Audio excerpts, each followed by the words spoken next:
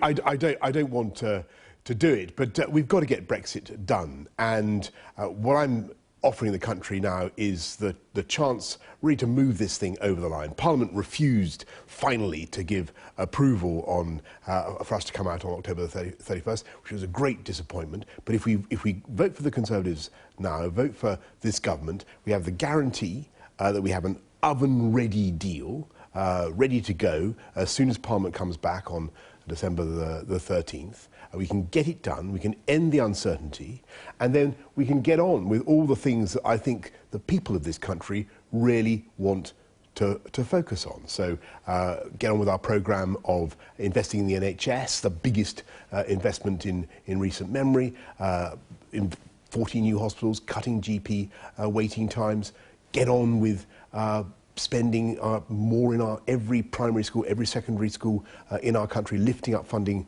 for education, get on with our programme for full fibre broadband across the country, gigabit broadband, and of course putting 20,000 more police officers on the streets of this country. But you can only do all those things once you've got Brexit done and ended the uncertainty. You're pretty clear that you're blaming MPs for the impasse that we're in, but don't you have to take a bit of responsibility as well? You are Prime Minister, and I just want to look at the number of times that you promised that we would leave on the 31st of October, and you've broken that promise just a few times.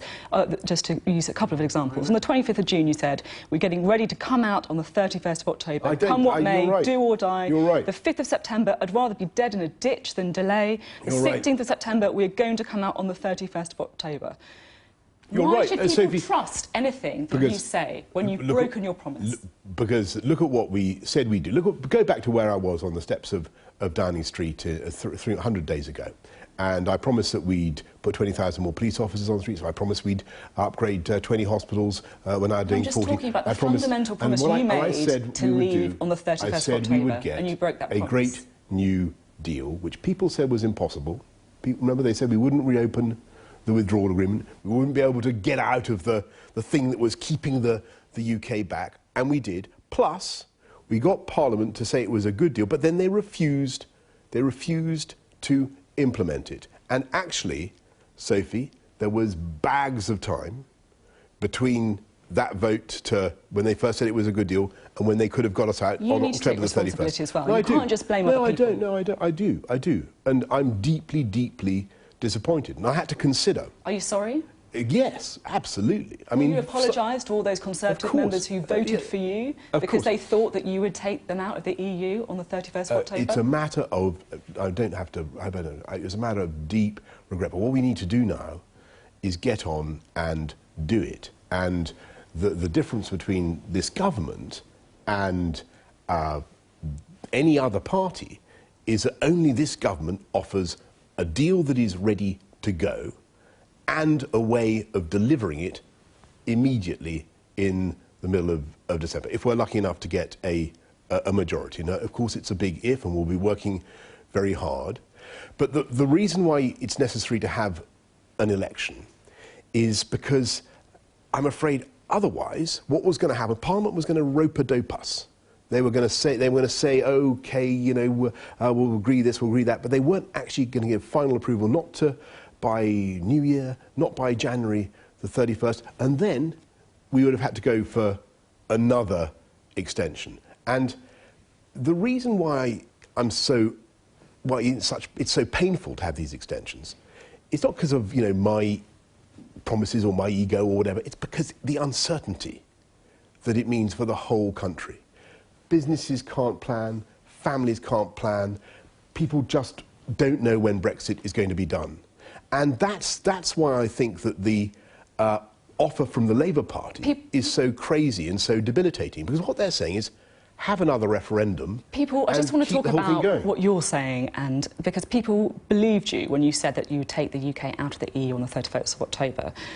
When we last spoke, when you were pitching to be made the leader of the Conservative Party and the Prime Minister, we were talking about your promise to leave on the 31st of October, and you said that if it doesn't happen, I think that what we'll face is a political extinction, and the Conservative Party will suffer very considerably from an electorate that feels they can't trust politicians to deliver on their promises. And don't forget, you are now one of those politicians who people can't trust to deliver on their promises. Don't forget the circumstances in which that happened. It happened because Parliament... and I said that to you before Parliament passed... But you should have known that MPs were going to try and block a no deal. Jeremy Hunt didn't make the same promise, did he? Michael Gove didn't make the same promise. The Surrender Act, which was a constitutional innovation. Nobody had ever seen any kind of law like that before. You were still saying this after that act was passed. No, what it required was the government of the UK to go against its will, to break its own promises, as you've rightly identified, and to force the EU, to allow the EU to decide how long we had to remain in the EU ourselves. And that was a total constitutional, in my view, an abomination. It was an innovation. It was not something that I could... And believe me, when they came to me, Sophie, and they said, you know, you've got to... I'm afraid you've got no choice, Prime Minister. You know, the Ben Act, the Surrender Act, means that you've got to extend.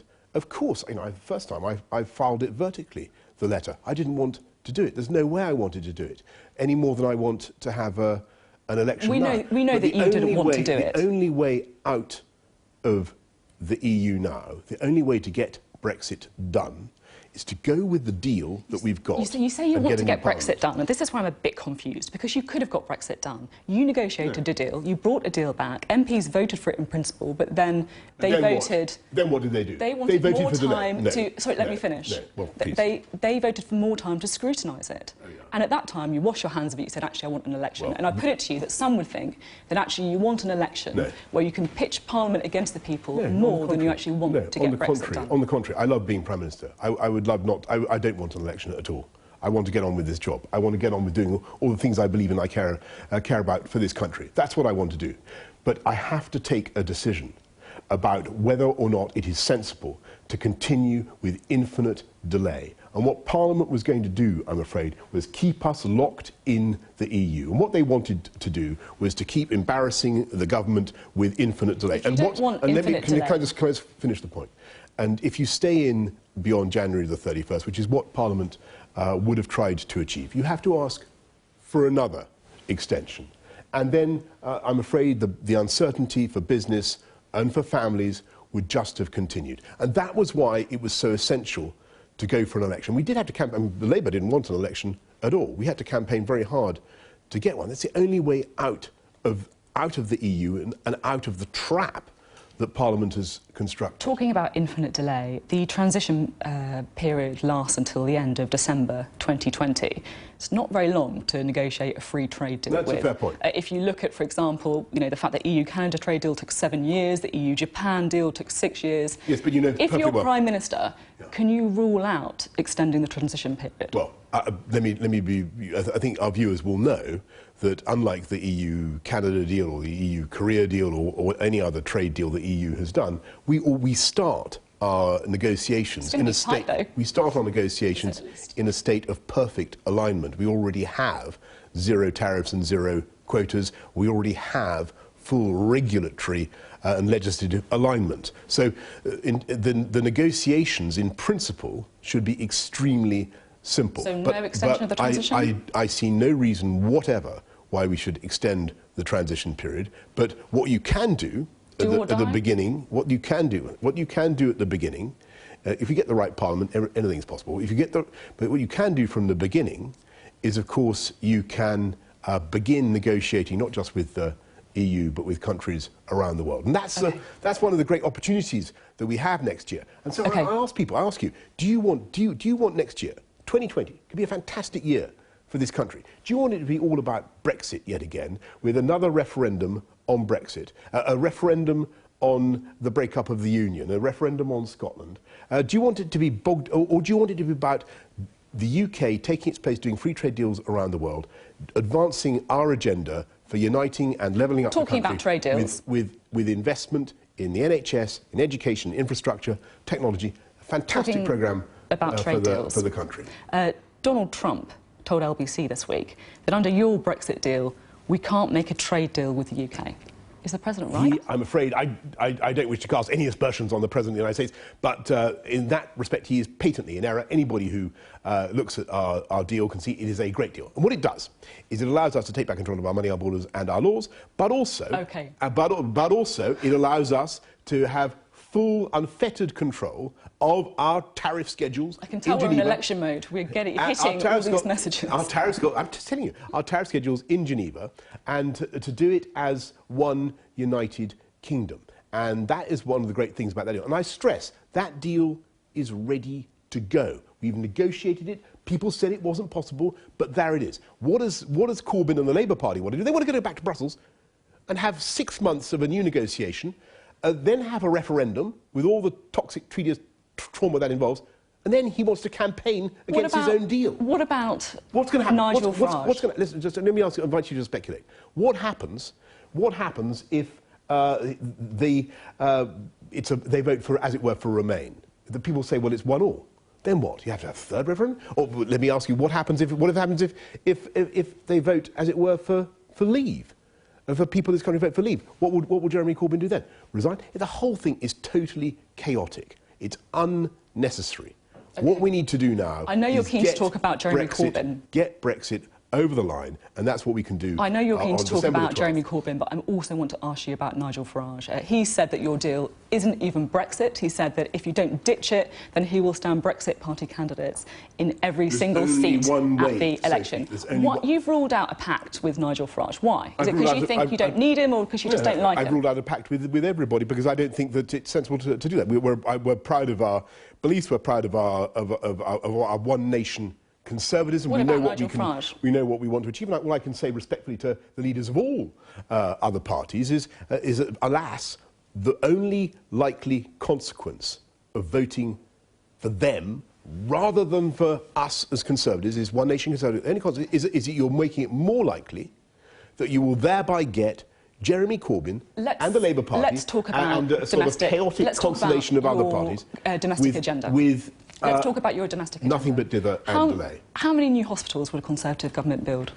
As a result of the decisions we've taken just in the last 100 days, there will be 40 more. We're beginning with 6, and 20 hospital upgrades. So we're building. So what my question now is those 6 hospitals will be initially built. They've been costed. What about the other 34? No. When will they be built, and how much money have you set aside for them? In the next 10 years. And as Matt Hancock has rightly said, set aside for them? What we've done is given many tens of millions of pounds in seed funding. For instance, I was at £100 million. I was at Addenbrooks yesterday. Let me give you an example. No, let me please. Why don't I give you an example? There's no.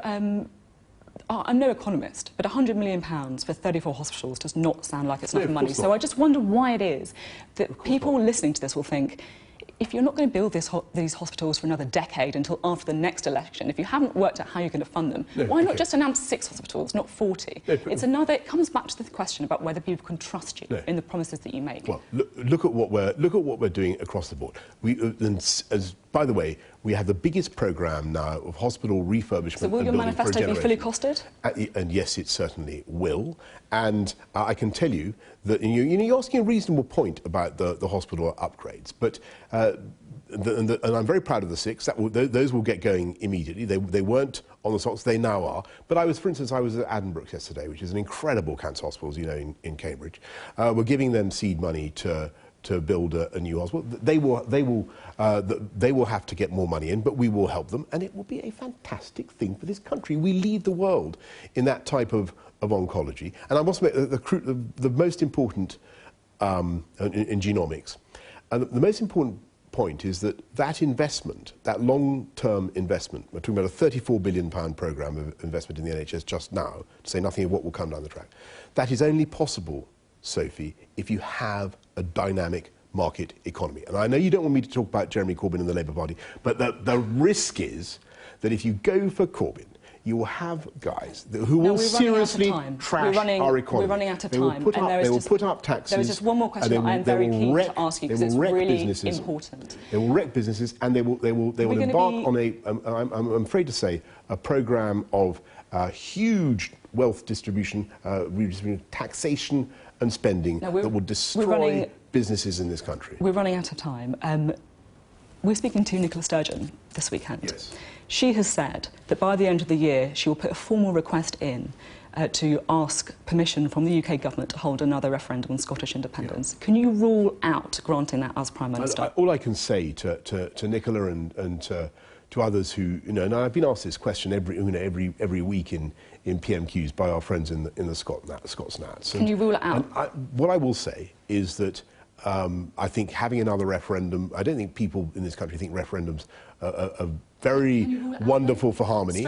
We had one in 2014. Let me say this. We had one in 2014.